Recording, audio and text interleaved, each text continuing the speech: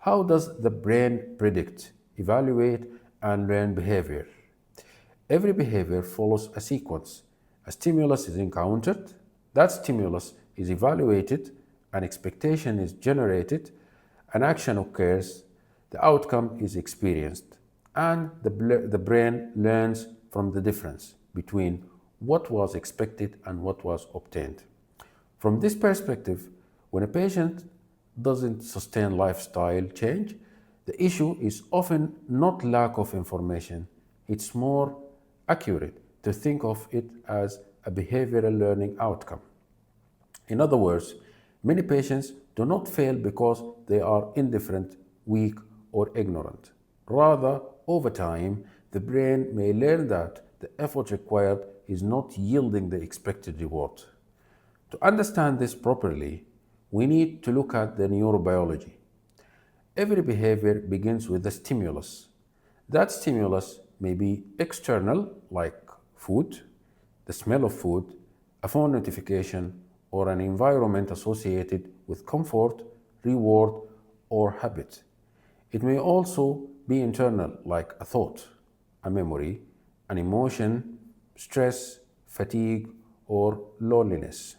And in modern life, stimuli are often social and psychological as much as they are physical, like a social media like, a comment, the number of views, an expectation from a spouse, the presence or absence of appreciation, a promotion, qualification, or a major achievement. These are powerful stimuli because they are not neutral events. They are events to which the brain assigns meanings. And that point matters. The stimulus is not simply the event itself, it's also the significance attributed to that event. Once a stimulus is experienced as meaningful, the brain generates expectation. Expectation shouldn't be understood merely as conscious thought. From a neurobehavioral perspective, expectation is a prediction. The brain is in effect asking, what am I likely to obtain from this? Will this reward me? Will this relieve me? Will this validate me? Or will this move me forward?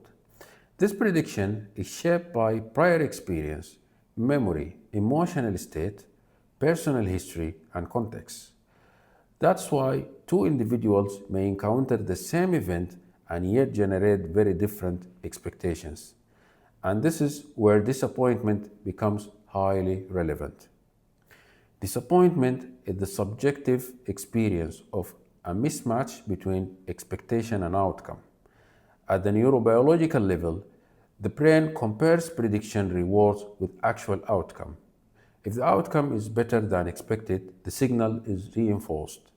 If the outcome is approximately as expected, the system remains relatively stable. If the outcome is worse than expected, there is a reduction in reward-related signaling.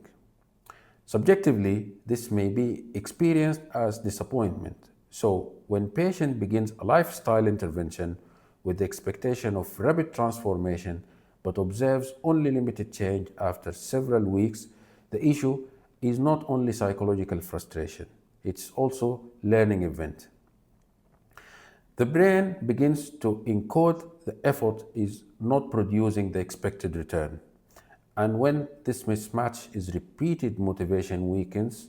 This distinction matters because it helps explain why patients may begin with enthusiasm yet gradually disengage when expected reward is not realized. Not because they are weak, but because the brain has updated its prediction.